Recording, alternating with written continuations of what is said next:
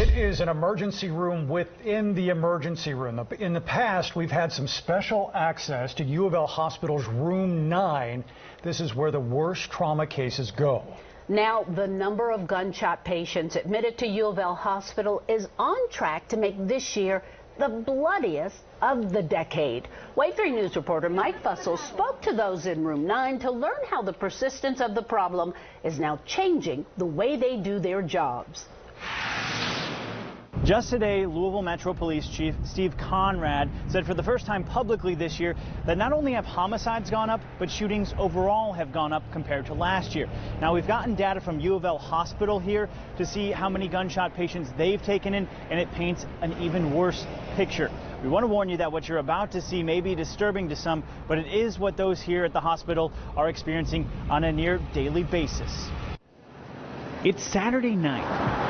A voice over the intercom is about to send a jolt of adrenaline through the building.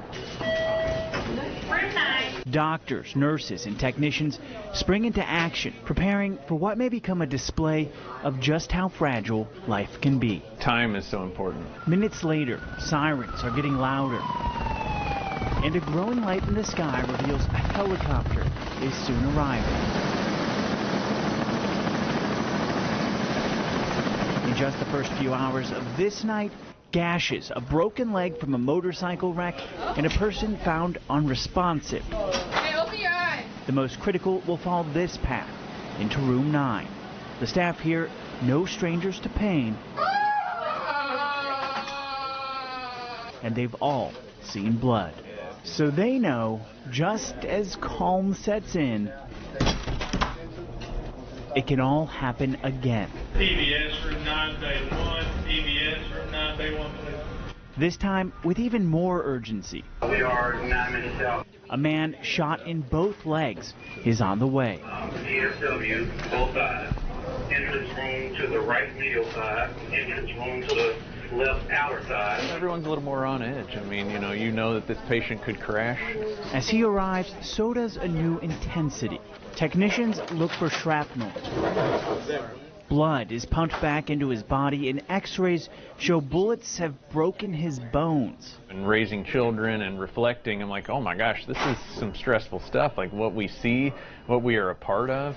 While the dire situation plays out, community health workers ensure those close to victims don't take their anger to the streets. Retaliation is real. The family members are mad. They are saying, we lost our young men whom we were expecting to be taking care of us in the future. Community health worker Jeffrey Nadama says he draws from his past to confront it all. I started working with genocide survivors in Rwanda when I was like 20-something. Half a world away, he's using the same skills in Louisville to help those close to death. This gunshot victim would survive, though. Another one who showed up without warning would too. But the issue has been unrelenting. U of L Hospital says it's admitted 268 gunshot patients during the first 3 quarters of the year. Over the past 10 years, the trend is upward. If shootings continue at the current rate, this year could be the bloodiest of the decade. Going out and telling of the mother of an 18-year-old that he died from a gunshot, I don't know a good way to do that. So the university is collecting data, studying how to treat gunshot victims, teaching students about trauma earlier. In the past 2 years, they've also hired more community health workers. We cry with them. We laugh with them. They are part of our families. Natama says that can be tough, but he also gets to celebrate the good in people's lives. The whole trauma team is doing just that with Sierra Twyman 5 years after a shooting could have left her dead. I remember laying on the porch with my baby in my hands.